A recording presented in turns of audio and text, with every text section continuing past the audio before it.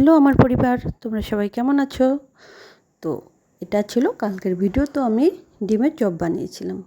তো বিশ্বাস করো, দোকানেরটা মনে হয় ফেল করবে, হ্যাভি টেস্ট হয়েছিল। তো এখানে দেখো, আমি তোমাদের কিন্তু একটু দেখিয়ে দিলাম। শুধু একটু পেঁয়াজ, রসুন, আদা ইউজ করেছি, আর আদারওয়াইজ কিচ্ছু না। কিন্তু ওটা আদা, রসুন, পেঁয়াজটা একটু পেস্ট করে নিয়েছিলাম। পেস্ট বলতে কি, থেতো করে নিয়েছিলাম, এই যে এটা। আর এটাতে ম্যাশ করা পটেটো, মানে সেদ্ধ আলু দিয়ে দেবো। যতটা আমার লাগবে ততটাই দিয়েছি। তো খুব সুন্দর করে কিন্তু ফ্রাই করে নেব।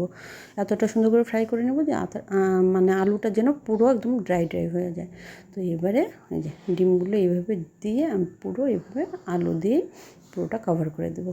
দিয়ে আর ব্রেড ক্রাম্পস কিন্তু আমি একদম কিনে আনিনি, ব্রেড ছিল বলতে ব্রেড এনেছি কিনে। তো ব্রেডটাকে আমি মিক্সিতে একবার ঘুরিয়ে নিয়েছি, একটু হালকা একটু সেঁকে। এই যে এটা দিয়ে কিন্তু আমি ব্রেড ক্রাম্পস বানিয়ে নিয়েছি। আর এটাতেও প্রচণ্ড কুরকুরে হয়। তো এটা কিন্তু তোমরা একবার নর্মালি ঘরে ট্রাই করতে পারো, নিজের জিনিস দিয়ে বানানো, নিজের মতো, মানে আমরা যেভাবে খাবো সেইভাবে, যে তেল পারি সেই তেল ইউজ করব।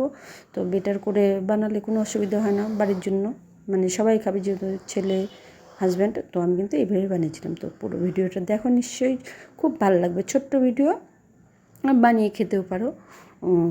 মানে দোকানের থেকে তো বাড়িটা অবশ্যই বেটার হয়, অনেকক্ষণে বানানো হয় না, সঙ্গে সঙ্গে বানিয়ে আমরা সঙ্গে সঙ্গে খাই।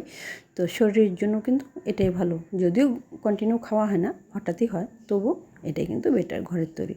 তো যেই করে সবগুলো ভেজে নেব। আর যেহেতু তোমাদের সাথে শেয়ার করব, একটু তো সাজুগুজু করে এটাকে তোমাদের সামনে আনতে হবে।